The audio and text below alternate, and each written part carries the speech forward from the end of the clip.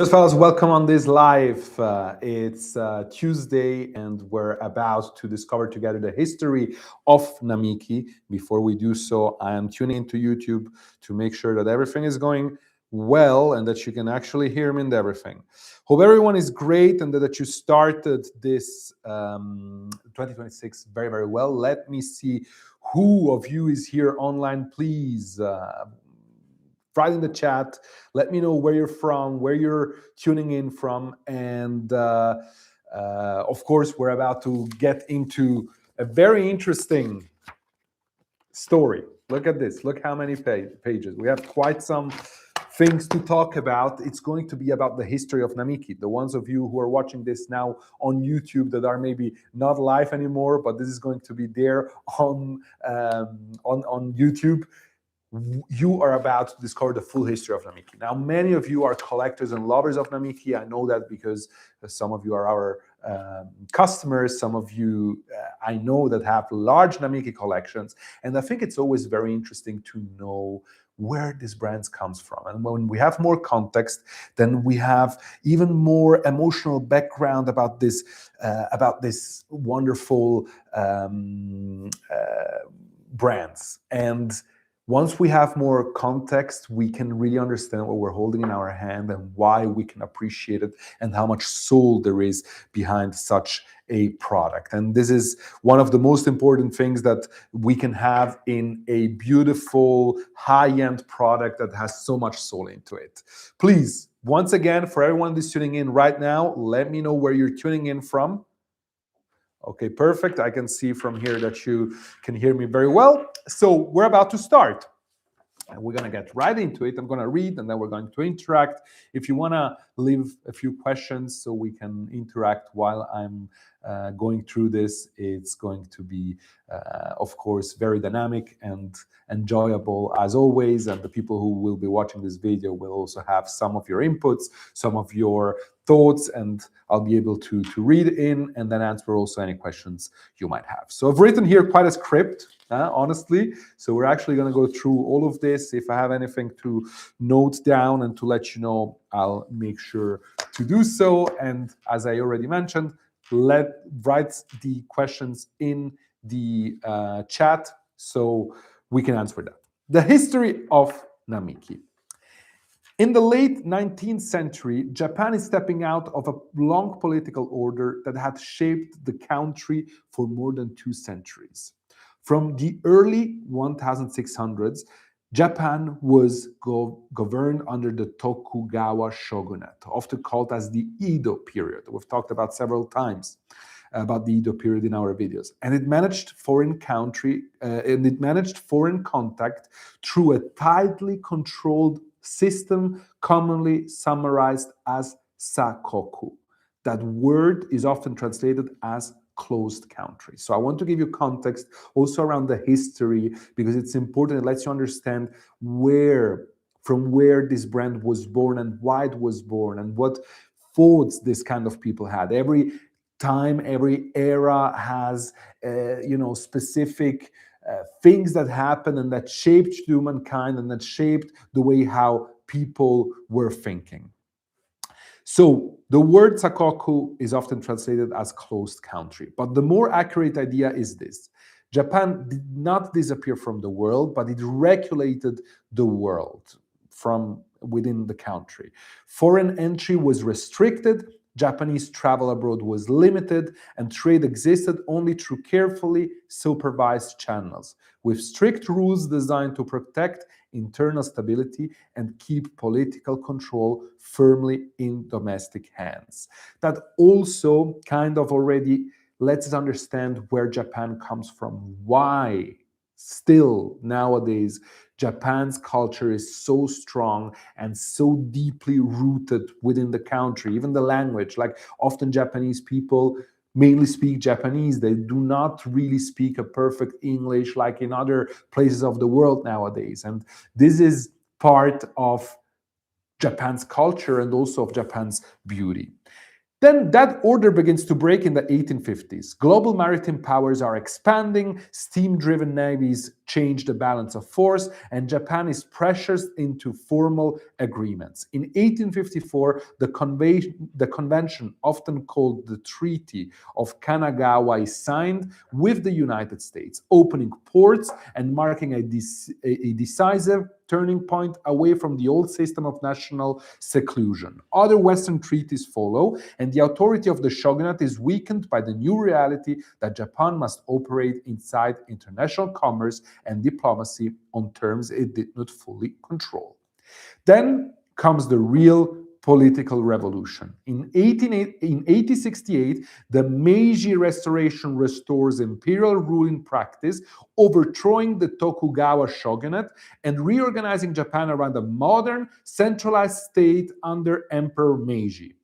Japan does not simply modernize in a vague sense, it restructures the machinery of government.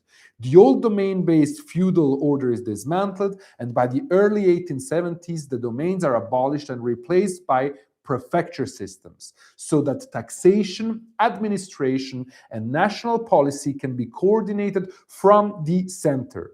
And from this point, Japan moves with extraordinary momentum, building modern institutions, expanding education, accelerating industrial capacity, and importing and adapting Western technologies and production methods, not as an imitation, but as a strategy to become a fully sovereign modern power. And now tell me, what is this? Is it a history live streaming, or what is it about? No, I'm telling you all of this because exactly into that, in 1880, Ryosuke Namiki is born. Ryosuke Namiki was born in Japan from a father that was the head of a village, so he had quite a good background, had the chance to educate himself, and several decades later, the company that will carry his name describes him and his future partner as men shaped by the sea and by technical ambition. And who's the partner and co-founder of Namiki? So next to Ryosuke Namiki, we have Masao Wada. Both graduate from the Tokyo University of Mercantile Marine, an institution that later becomes the Tokyo University of Marine Science and Technology. They meet at sea on the Ariake Maru. Wada serves on board, while Namiki is the chief engineer. 6 months of ship life has a way of compressing time. It's very, very interesting statement.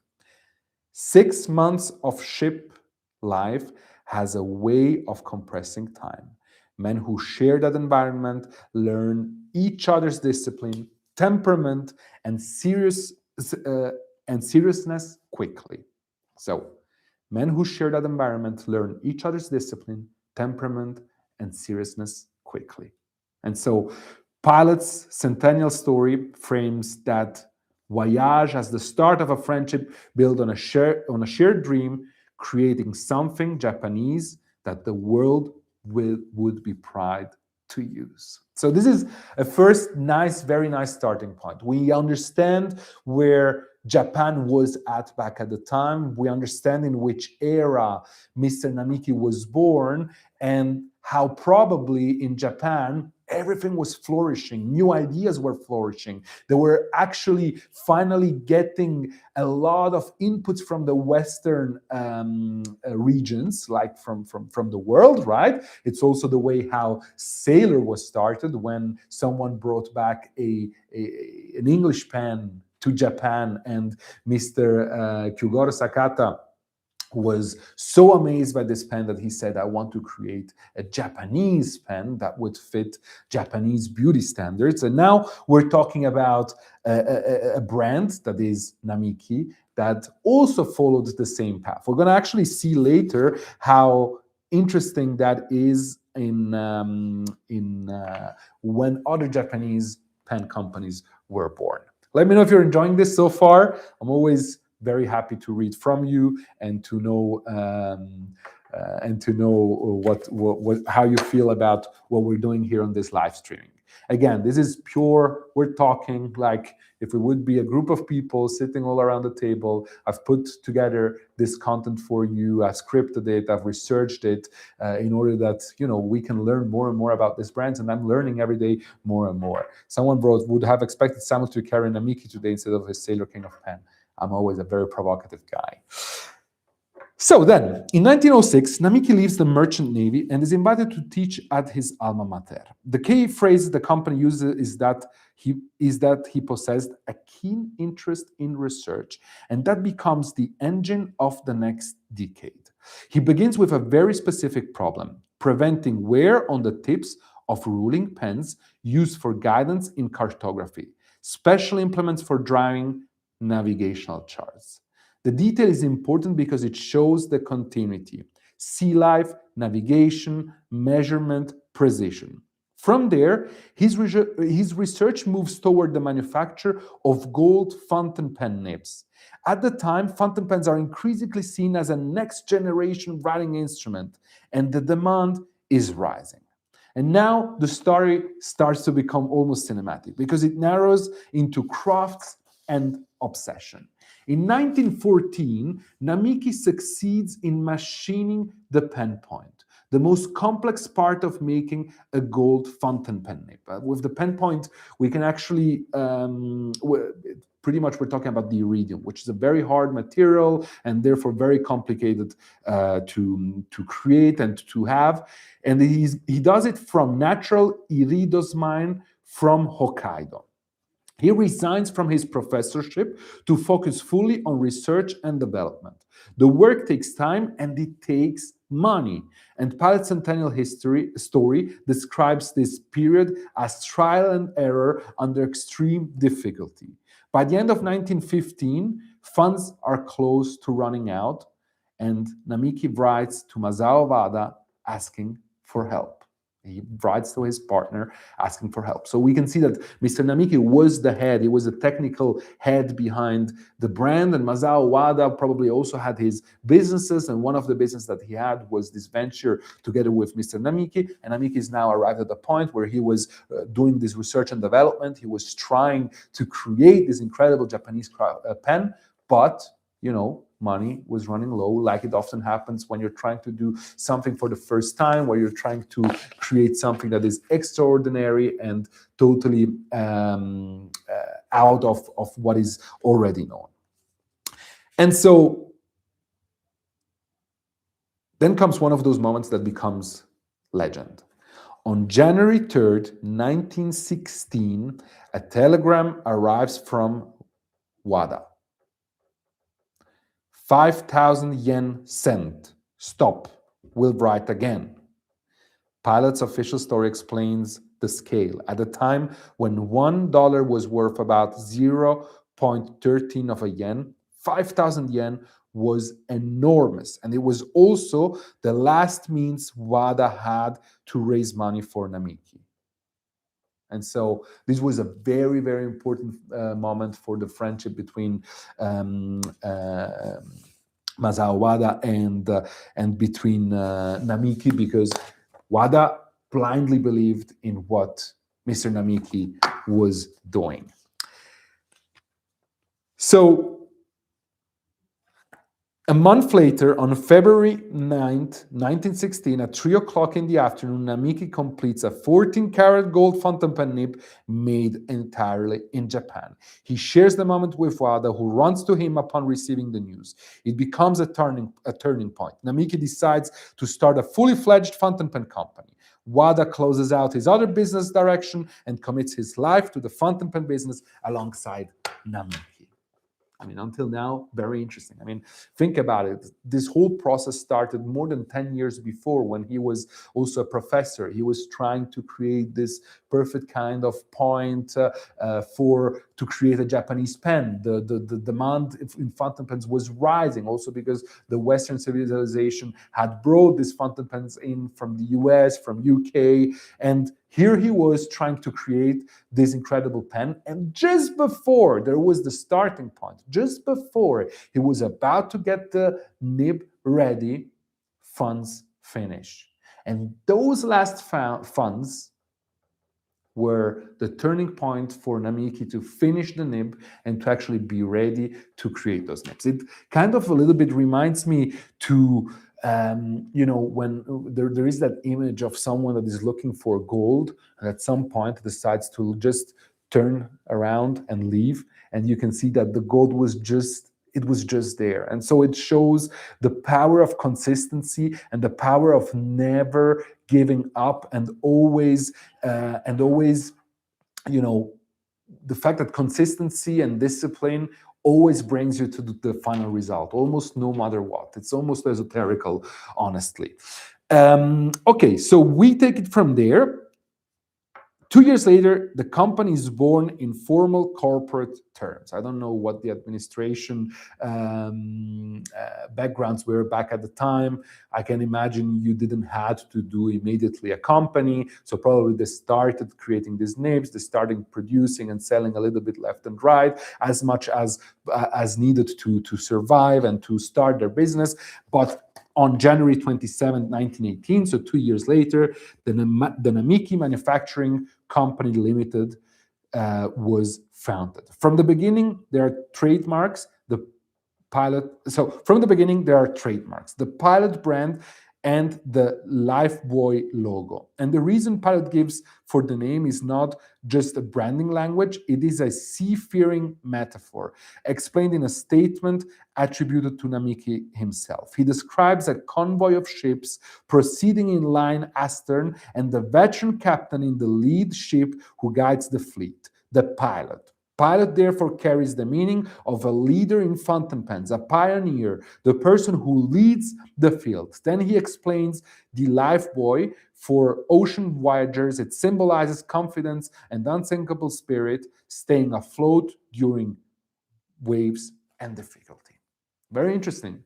Very interesting to know where this Pilot name comes from. Nowadays we have, the Pilot gel pens. Of course, there's also the Pilot Custom Urushi, for example, but Pilot is mainly a brand that is distributed a little bit everywhere. And that does also a lot of disposable pens. But actually, if you think about it, like Pilot was really meant to be a brand that had to represent something. So it would actually be the perfect high-end or luxury brand still nowadays. So that's the philosophical core at the foundation. Leadership, reliability, endurance shaped by life at sea.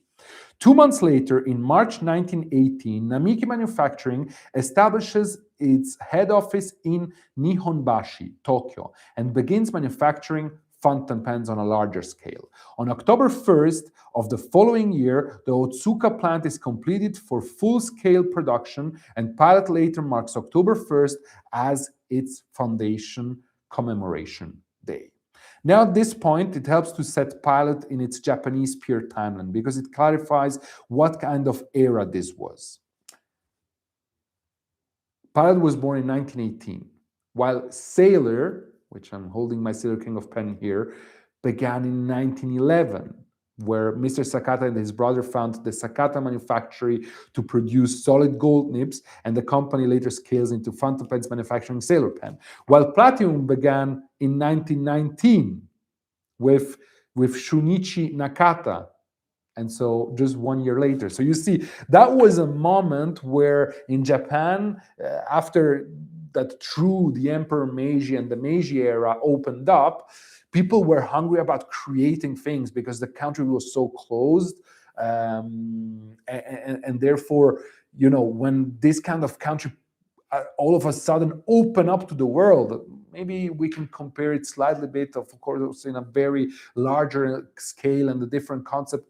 China, China all of a sudden opened up, and the Chinese customers and population was very hungry. It was also hungry of beautiful products because everything they knew was always very controlled. And finally, everything that was available in the world was also available to them. And that was a very similar moment, or maybe we could compare it to a post-war moment. When there's a war and then the war finishes, everything is being built again. Everything is being built anew. And this was a very similar moment for Japan. And that's how all of these brands were born then back at the time. So Sailor 1911, Pilot 1918, and then Platinum 1919. I think this is a very interesting information to have because they were building what today is surely known as the Japanese fountain pen excellence. Then in the early 1900, ebonite, essentially a sulfur and rubber compound, is a common material for pen barrels. It is workable, it is strong, and it's also suitable for mass production. Over time, however, ebonite suffers from drawbacks: discoloration, loss of luster, a surface that changes under ultraviolet rays and moisture. So Pilot responses is to look at a material that Japan had mastered for centuries, urushi, the lacquer with a global reputation that Japan treats as part of its cultural heritage. Maybe what's interesting to say here is that that urushi is being taken out of the lacquer trees that are in Japan. So you do a cut in the lacquer trees, then there is this lacquer coming out, this resin almost coming out from these trees. And it's interesting because these cuts cannot be too deep, they cannot be too small, they must be exactly right for the right density to come out. And if you make a cut that is too strong, then the tree will actually die. And therefore, that's how it's being made. And then you mix it with pigments and you create this beautiful lacquer, this urushi, that back at the time was used in order for example, for plates or for water glasses, in order for moisture and mold not to create on the surface. So this urushi, this lacquering, had this very specific feature that once you would apply it, no moisture would build on that material, which I think is beautiful because today we look at it from almost a merely incredible craftsmanship, but back at the time it also was a material that was meant to be for use, for something that was very, very usable. So then here it keeps on saying, Pilot develops a surface treatment technology called Lacanite. In 1925, Pilot obtains patents in Japan and the United States for Lacanite, and described by the company as the world's first surface treatment method to prevent ebonite from discoloring by using urushi. It begins as a technical solution, a way to protect a modern industrial material, you see, and then something elegant happens once urushi becomes part of the pen body. The pen becomes almost a canvas. Here's where the story asks for Maki-e, because Maki-e is the point where Namiki becomes more than just manufacture. Maki-e is a traditional Japanese lacquer technique where designs are built through repeated lacquering and the sprinkle of powders, gold or silver, onto lacquer while it is still in a receptive state. The process is layered, cured, polished, painted. The point is not simply about decoration, it's also about the depth, permanence, and the surface that seems to hold light inside it. Namiki's own official history explains Maki-e as a delicate process of repeated lacquering that cannot be replicated quickly, which is exactly why it produces a kind of beauty that feels timeless rather than trendy. It's just a different kind of red, it's a different kind of black. If you put a resin pen and an ebonite pen next to an urushi pen, that urushi pen simply has another kind of depth. It says very nicely here, it almost as if it catches and captures the light in the material itself. So in 1925, by applying Lacanite processing and then the traditional craft of Maki-e, Pilot begins manufacturing Maki-e fountain pens that exemplify Japan, pens that combine strength and beauty, and which Pilot and Namiki says are spread and accepted across the world. And now comes where the founders turn into travelers, because armed with their fountain pens, Mr. Namiki and Masao Wada set off for Europe and the United States. And they're not exporting a commodity, they're carrying a message. Japan can produce modern tools at global standards, and Japan can place its own cultural craft into modern objects without losing either side. In 1926, Pilot opens branches and sales offices in key global cities like New York, London, Shanghai, and Singapore, while commencing sales of Taka Maki-e fountain pens and exporting them as it expands into Europe and US markets. This is the point where Namiki's story becomes visibly global in Pilot's timeline. Still took them around 10 years to go global. Kind of teaches us a bit of patience when we're building our own companies and our own things. It is the year Pilot invites the highest authority on Maki-e, Gonroku Matsuda, into what is now Pilot. Matsuda, born in 1896, later honored with the title of Living National Treasure, enters the company as the craft side of a new identity. He's not presented as a freelancer passing through, he's invited in as a standard setter for a craft that will now live inside a modern corporation. From here, the story becomes a story within the story, because Matsuda is not simply an artist. He is an actual organizer of continuity. In 1931, Gonroku Matsuda brings together artists from within and outside the company and organizes a group of Maki-e masters. The purpose is explicitly stated: to research, develop, and improve the quality of Maki-e fountain pens, and to promote mutual friendship among the artists. This group receives a name, Kokkai, which literally means National Light Society.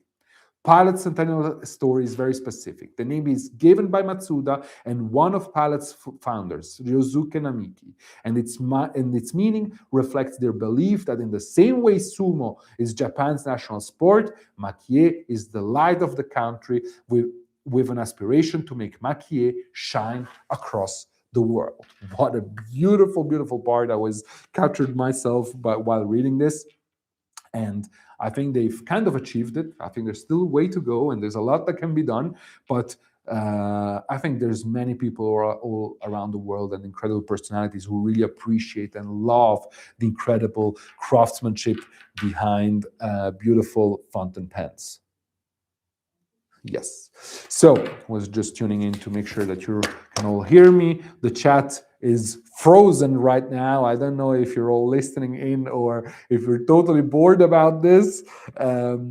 Jokes by side, I think if you're not writing, it's because you're listening, and I hope you're enjoying so far what you're reading. And I hope and I think that this context is really giving us additional meaning to these beautiful pens that we own and that we probably use on a daily basis. Okay, that concept, Maki-e as a national light, is one of the most revealing statements Pilot ever makes about Namiki. It means the company is not thinking purely in commercial terms, it is thinking in cultural terms with a global horizon. Now, keep Kokkai in the room, because this is where the Dunhill chapter becomes more than a distribution agreement. When a craft is carried into foreign markets, it meets two requirements. It must be admired, but it also must be understood. And admiration alone can make it exotic, but understanding gives it permanence. In London, where Pilot opened a branch in 1926, Alfred Dunhill Limited is already widely recognized as a brand with immense cachet among European royalty and aristocracy, reinforced by the British monarch's warrant. Dunhill's position in that world matters because it functions as a true engine. Objects sold through Dunhill are framed as belonging to a certain tier of taste and legitimacy. Let's remember that Dunhill was born as an outfitter of cars and an outfitter of people driving the cars. So beautiful, beautiful story. I've done a video about that. If you go check it out, the history of Dunhill Namiki, you will find it. So after this video, if you're truly interested, I was at Borden House at Dunhill in London and Mayfair, and I had the chance to do a beautiful, beautiful video there with also Zain Kamal, the previous creative director of Montblanc, and now one of the creative minds between the accessories of Dunhill. Pilot describes Dunhill's stance in unusually strong terms. Dunhill took ultimate responsibility for Pilot's products and recognized the intrinsic beauty of and high quality of the Maki-e fountain pen lineup. In 1930, Pilot enters into a distributor contract with Alfred Dunhill. That contract gives rise to the Dunhill Namiki fountain pen. It is sold extensively in major cities, London, Paris, New York, and Pilot credits it with spreading Pilot's name far and wide. This is the official corporate version, and is very powerful to read. Now, let's go a little bit deeper into this Dunhill partnership, because before signing the contract, you have to know that there were two very important characters. I'm saying all of this in that video that I was mentioning.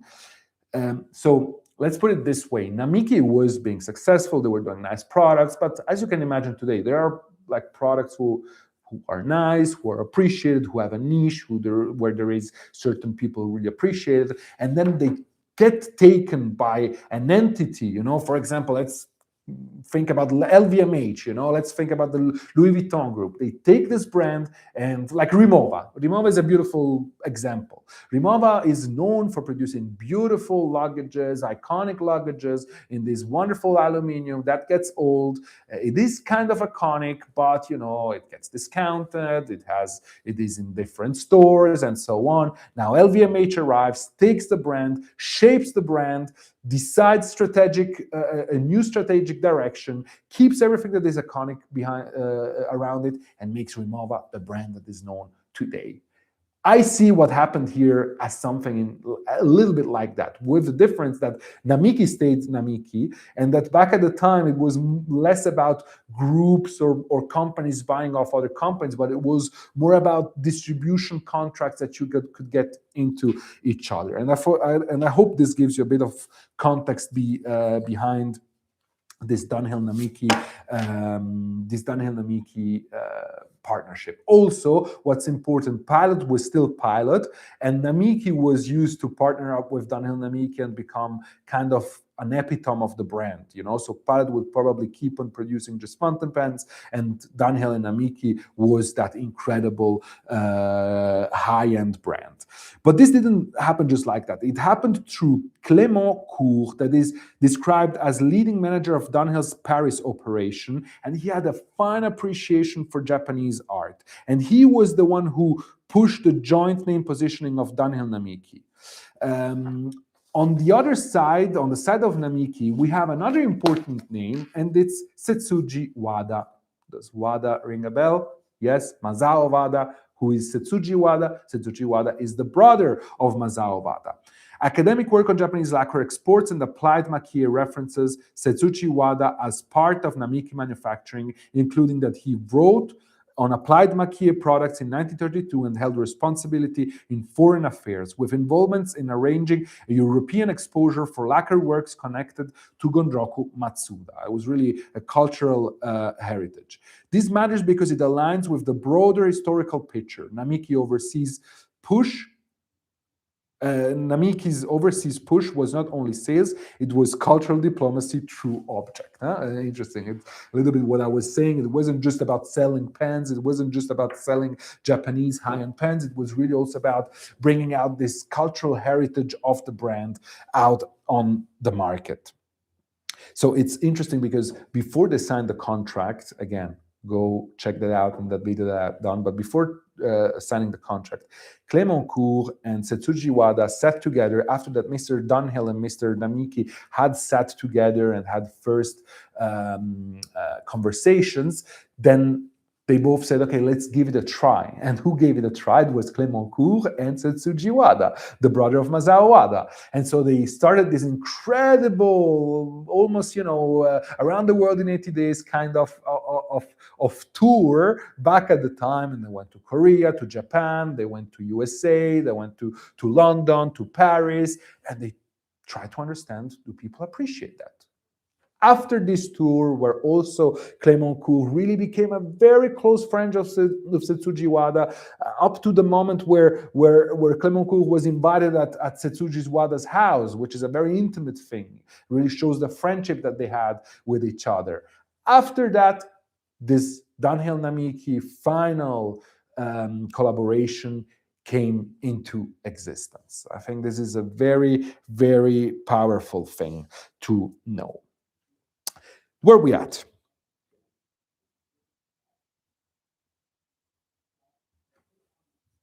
Okay. A distributor contract increases demand and visibility. Demand and visibility create pressure for quality to remain coherent across markets, and the Kokkai group answers the pressure by institutionalizing the craft. Research, development, improvement, and the community of masters whose identity is tied to the work. Pilot carries that continuity to the present. Even now, excellent Maki-e artists who inherit Matsuda's aspirations continue to display their talents, and the artists' names are inscribed on the artworks they produce. So the Kokkai group is still alive. We have Yutaka Sato, Michifumi Kawaguchi. I have a huge blackout right now. Please, somebody write me the other very important one of the masters of the Kokkai group that paints Maki-e pens, that also did the Yoshitsune, that has done the polar bear. Let me know. Probably you'll be able to let me know here in the comment section. I have a blackout, those typical blackouts where you exactly know the name but it simply doesn't come to your mind. Okay, we take it from there. So by the early 1930s, the Namiki identity has three pillars, all working together as one. Yes, thank you, Seiki Shida. That was the name. Seiki Shida. Of course, Seiki Shida.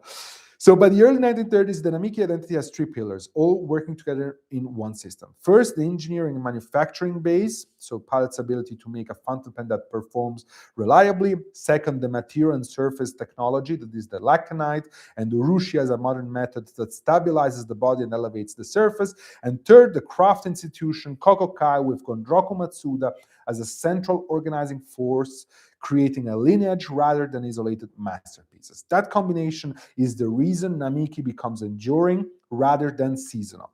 By the late 1930s, the atmosphere in Japan has changed. However, the country is no longer moving forward with the optimism and confidence of early modernization. Instead, it is being drawn gradually and then decisively toward war. In 1938, Namiki Manufacturing Co. changes its name to the Pilot Pen Company.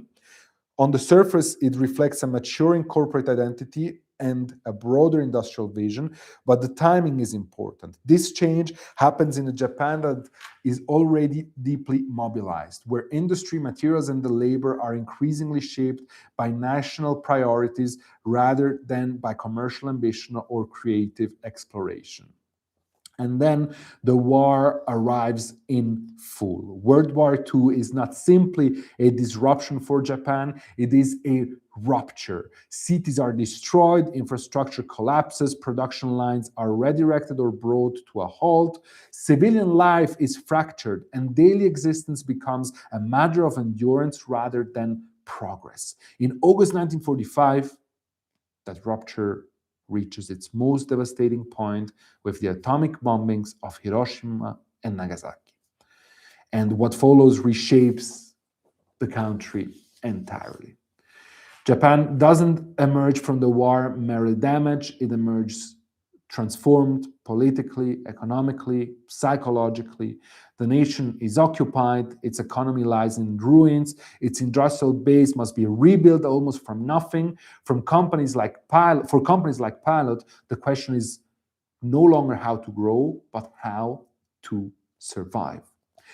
Pilot, like most Japanese manufacturers, is deeply affected. Materials are scarce, skilled workers are lost, displays are redirected. The idea of luxury in the immediate post-war years becomes almost irrelevant. What matters is only functionality, reconstruction, education, administration. Writing instruments are no longer symbols of refinement or aspiration, they're practical tools needed to rebuild everyday life. And so Pilot survives because it produces something essential. Pens are needed in school, in offices, in government institutions. So the company adjusts its focus towards stability, reliability, and volume, not as a rejection of quality, but as a response to necessity. It is a period of recalibration where engineering discipline and manufacturing resilience matter more than expression. And within that adjustment, an important distinction quietly takes shape. Here, Namiki does not really vanish, but it becomes rather quiet. High craft requires time, it requires materials, it requires a certain calm, none of which exists in the immediate aftermath of war. Maki-e production slows dramatically, not because of the craft is abandoned, but because the country itself needs time to breathe before such work can meaningfully continue.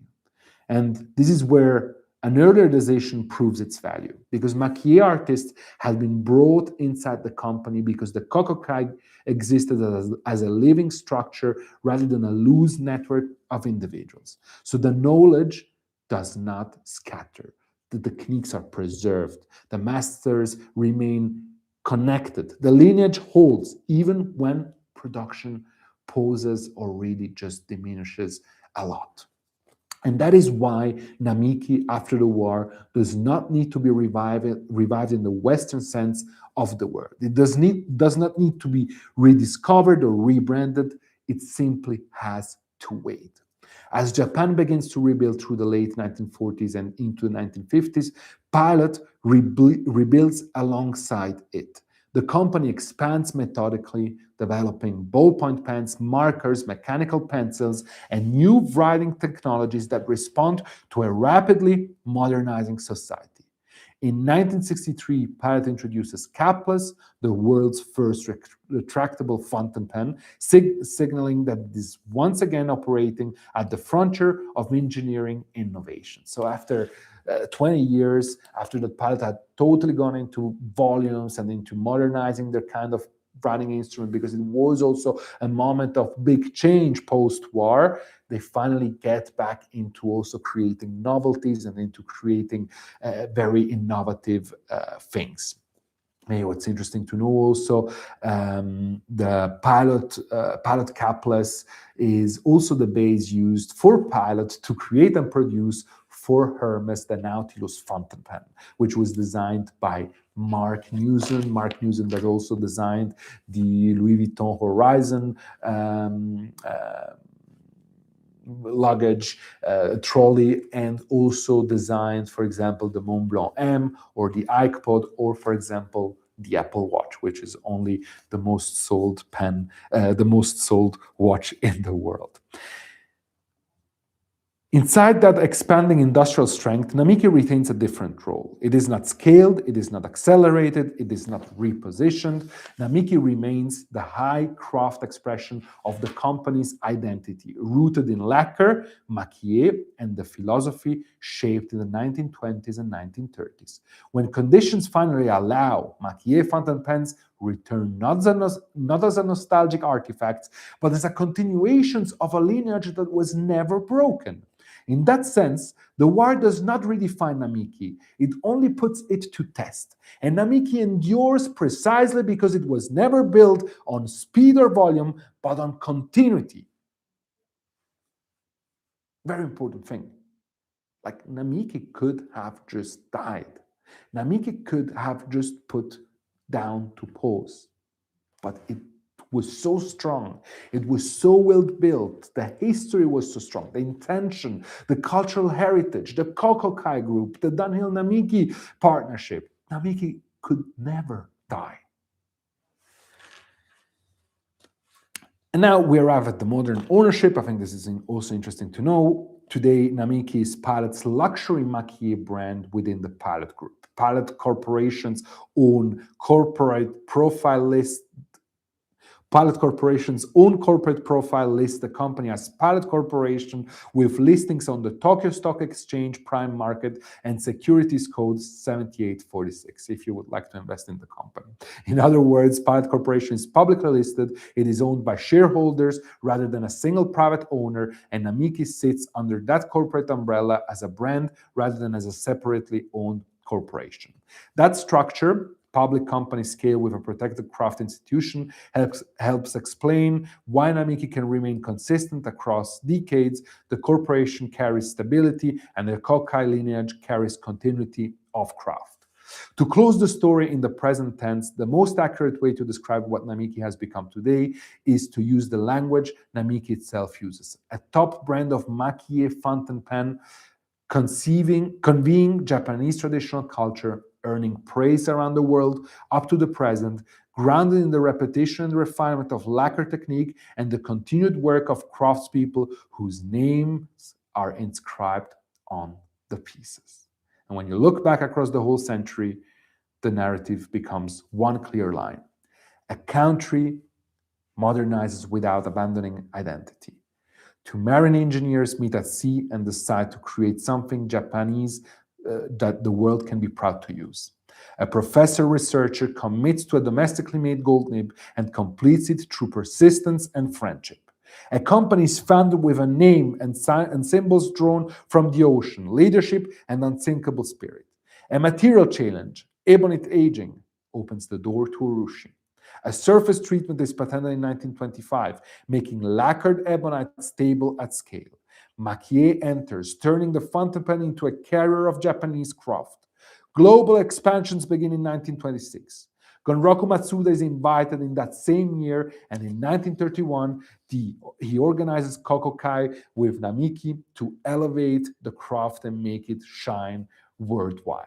Dunhill formalizes the global stage in 1930, placing Dunhill Namiki in the world's major luxury cities and amplifying the name. Pilot grows into a comprehensive writing instrument manufacturer, while Namiki remains the cultural summit of the house.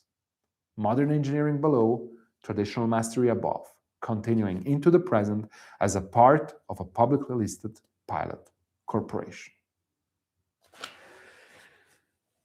Wow. Well, I don't know how you enjoyed this.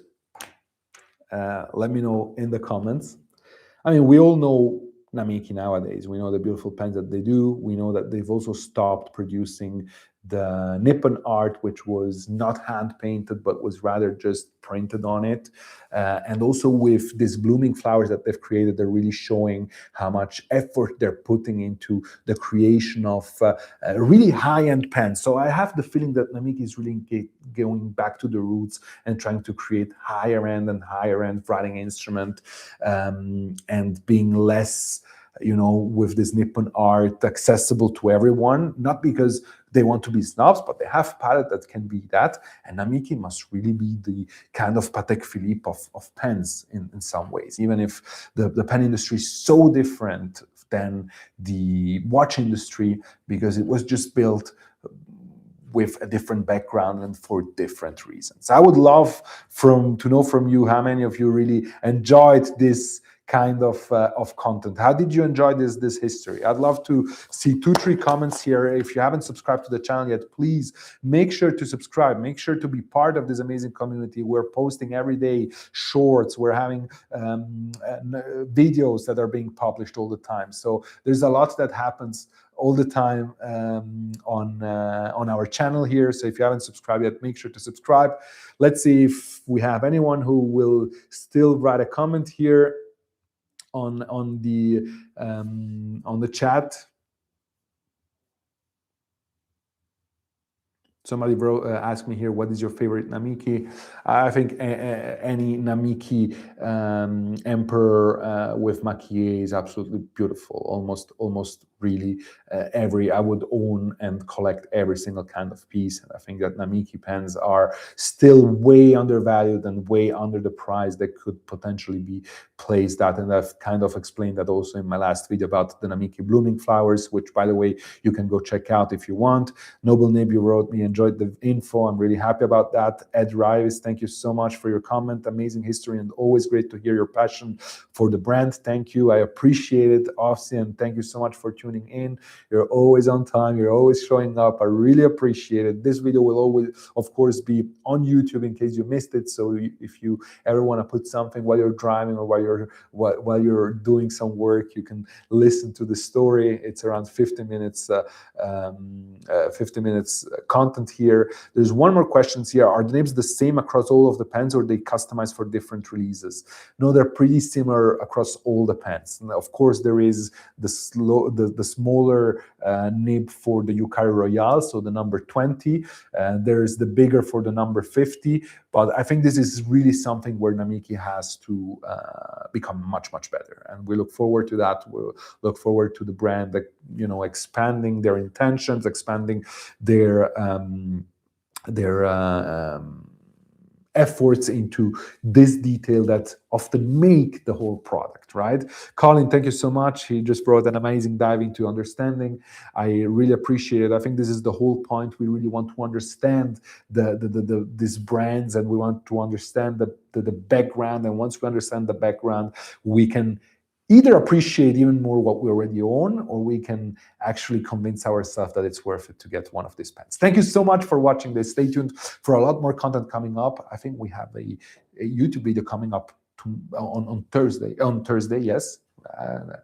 I'm doing now live streams on Tuesday. I'm doing a video on Thursday, and there's going to be always a video also on Sunday. There's one last question before I leave here. Simon, what is your feedback on the backlog and waiting list that currently exists with Namiki? Do you think the replenishment catch up?